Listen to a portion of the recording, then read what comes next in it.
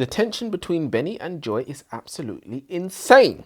It genuinely feels like she's deliberately friend-zoned somebody who clearly loves her just so that she can benefit from having what is essentially an extra boyfriend.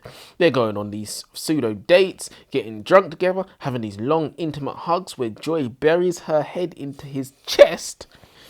That's not friendship. That's married couple territory. Exactly. Can you really blame Xander for reacting the way he did? A sharp rap upside the head is hardly uncalled for, surely. You give him a good seeing too. And I wasn't talking about Benny. In all seriousness. This is uncharted ground for us. A podcast about a story about a podcast. I don't even know what one would call that. Podcast squared? Podcastception? I know I call it a travesty of justice. At least that must be how Benny Abbott felt when he was accused of murdering his own best friend, Joy Moore. And to clear his name, Benny must decipher a series of breadcrumbs left behind by Joy. Sit down, strap in, and pay attention, because this podcast might save your life. And that's another thing. What is the title about? Yeah, I don't know. You need to explain that immediately. Pause this video right now. Go and read This Story Might Save Your Life by Tiffany Crum. And when you've read it, you can join us for the discussion. Or you can join us anyway, because we're going to tell you all about it. My name's Elijah. And I'm Joseph, and welcome to the Aisha Library. And what's her name about as well? Yeah, exactly. Crum? Yeah, Who's called Crum? Well, and the story, Joy was leaving breadcrumbs. Oh, yes. Joy Moore? More Joy? Like, what are we doing here? What are we doing here? Tiffany. I didn't realise that. Could be a bit of a stretch, who knows? Go on in. This is going to be one of those books, isn't it? Hard work to get through, lots of time hopping between past and future.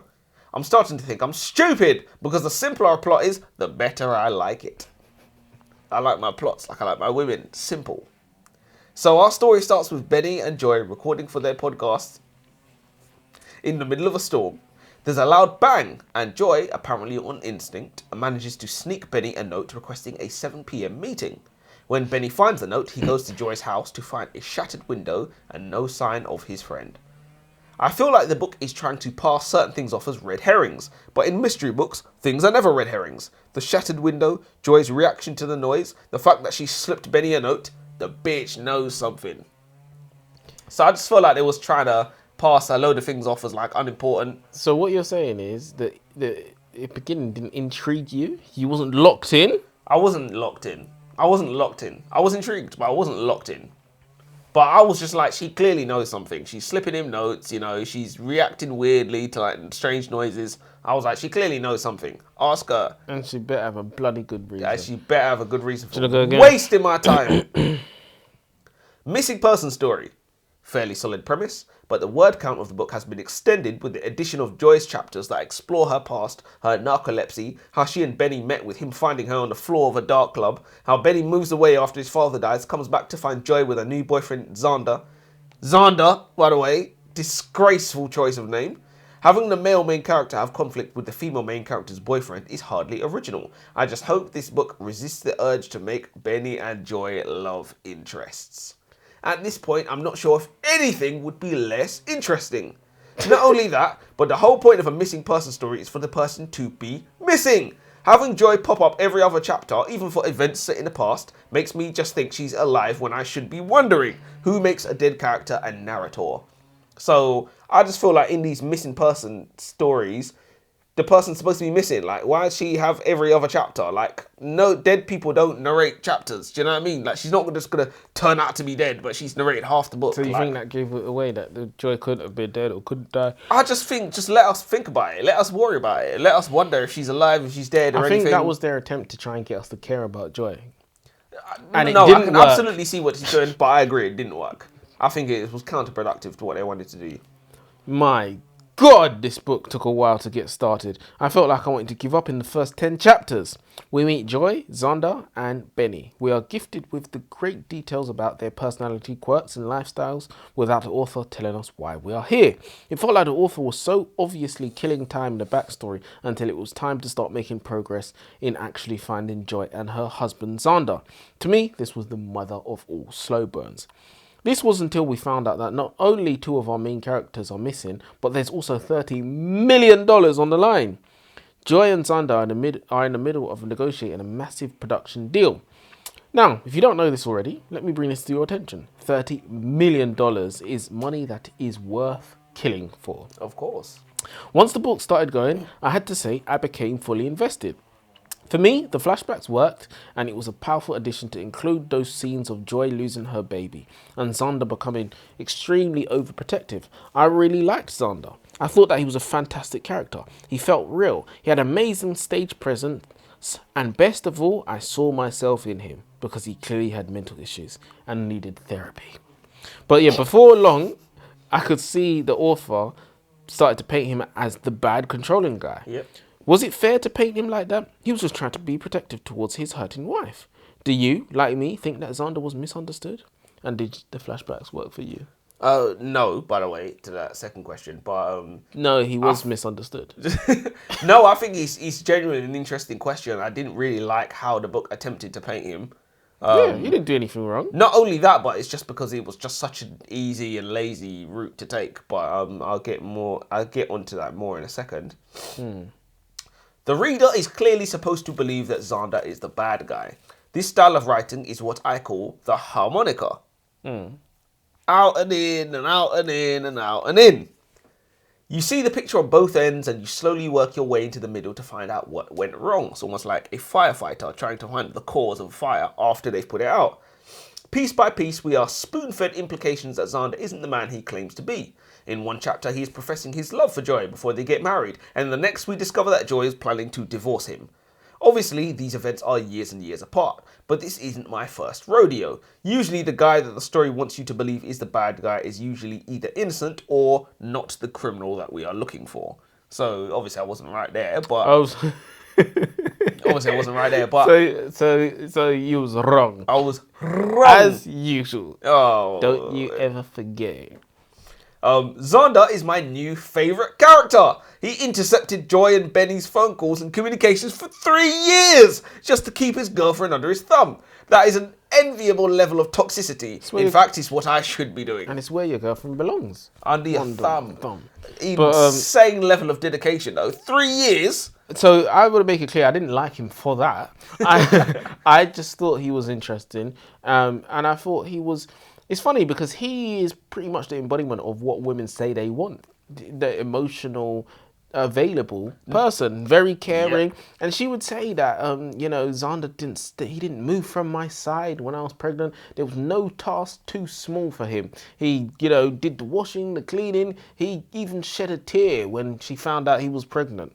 Oh, she was pregnant when he found. So, he was everything she wanted. Absolutely. But this is the problem when the emotions, they fuel him to do other things that are not as desirable. Crimes of passion, yeah. What was that book that we read about where the woman slipped a tracking device into her husband's phone? Because that kind of behaviour is perfectly acceptable when it's a female main character, that kind of possessive, controlling behaviour. Don't Let Him In. Was that Don't Let Him In? Yeah, it's and how many times have we seen that kind of possessive controlling behaviour? I think we saw it from The Tenant as well, when she ran that prank on it. I say prank, that scheme on her husband, I should say. But that kind of obsessive behaviour is perfectly acceptable when it's a woman in these kinds of stories. As soon as it's a man, he's he's controlling and he's the worst person in the world. I have to say, the tension between Benny and Joy is absolutely insane. It genuinely feels like she's deliberately friend-zoned somebody who clearly loves her just so that she can benefit from having what is essentially an extra boyfriend.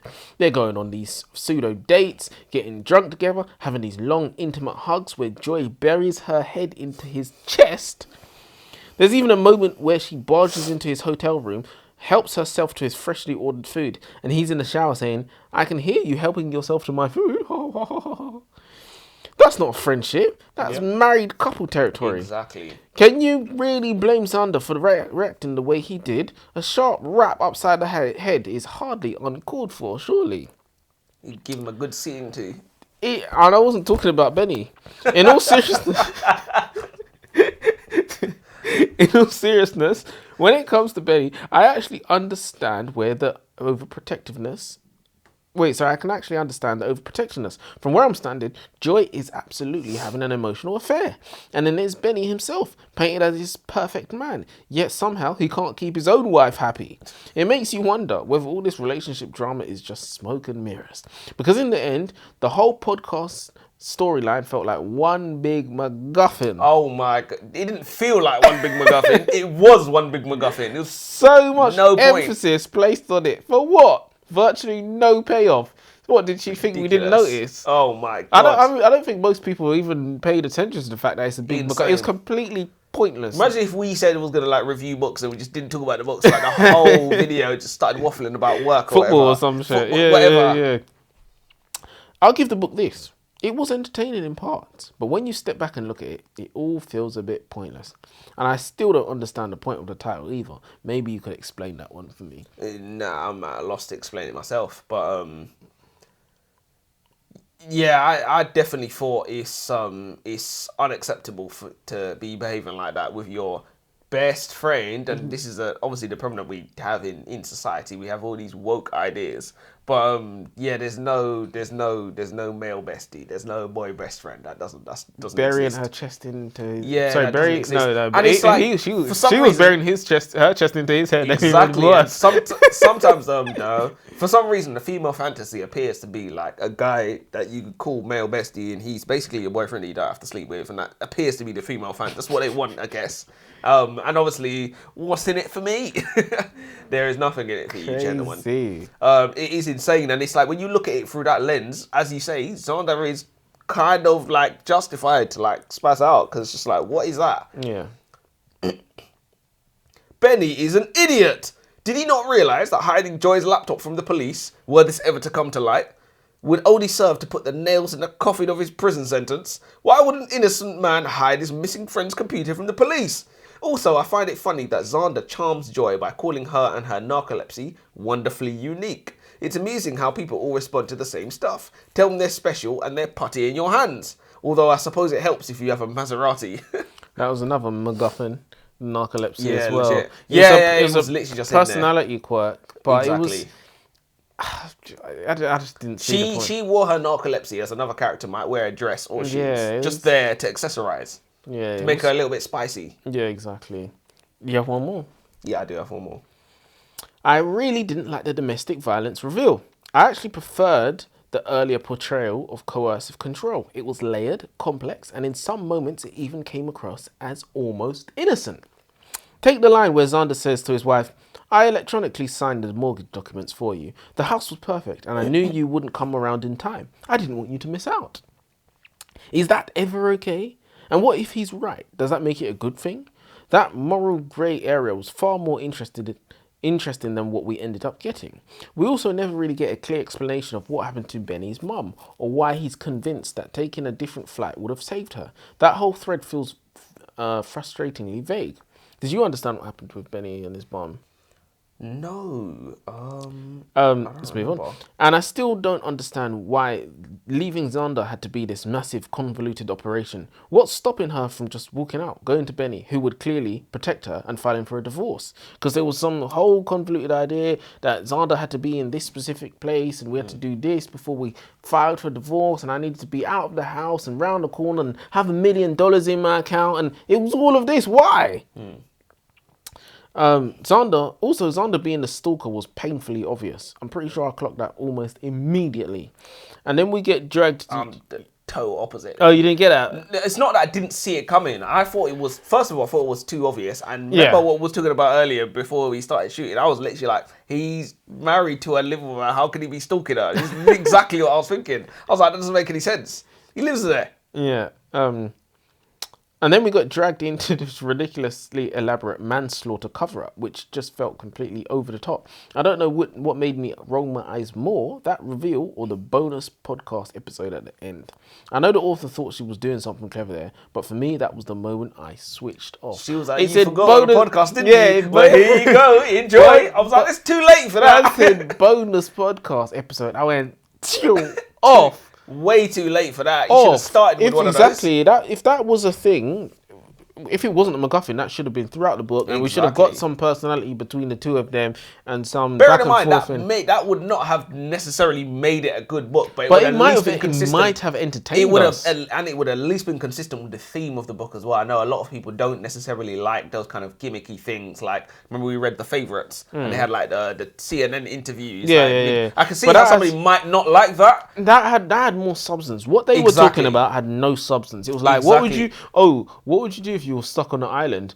I'd have a sword. Ha, ha, ha, ha, ha, ha. Like that, there was nothing there. Ridiculous. That's not a podcast. Ridiculous. That's literally not a podcast. That is like the ChatGPT's idea of a podcast. Literally, Like, it's not even a real good. podcast. Yeah. So all in all, I wouldn't say the book was terrible, but it wasn't my cup of tea. 1 star. Generous. I like Xandal. Boo!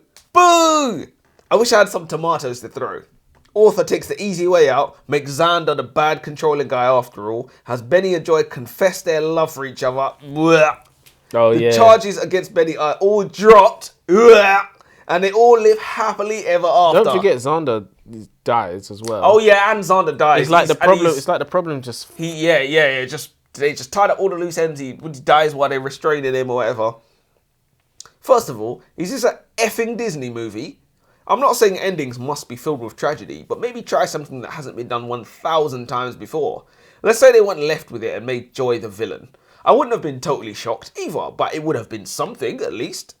This ending perpetuates so many archaic stereotypes that men and women can't be friends without ulterior motives, that boyfriends who don't approve of their partners having close male besties are controlling and wrong, and even worse than that, it's predictable. Ugh, 0 stars. 0 just for that ending. Like, she's really tried to tie everything up in this little bow, and then they just gallop off into the sunset, and that's it. You forget about the podcast, forget about the narcolepsy, forget about all of that. I think, just for one time, we should get a good book. I wonder who picks the books for us. It's out of my hands. It's out of my hands. I read what the people want us to read. So Our two viewers. our Read two what viewers, want us yes. to read. I think it's time you guys recommend us a book, please. Give us something that we're going to enjoy. Something good. Something decent. Something respectable. This was. I take it you'd absolutely recommend this book? To my worst enemy. No, No. I couldn't say. Look, honestly, I did think I could appreciate where the author attempted to try and do something different, but I feel like everything she tried to do different about this book was it was bait to get us to read it, because none of it was in there.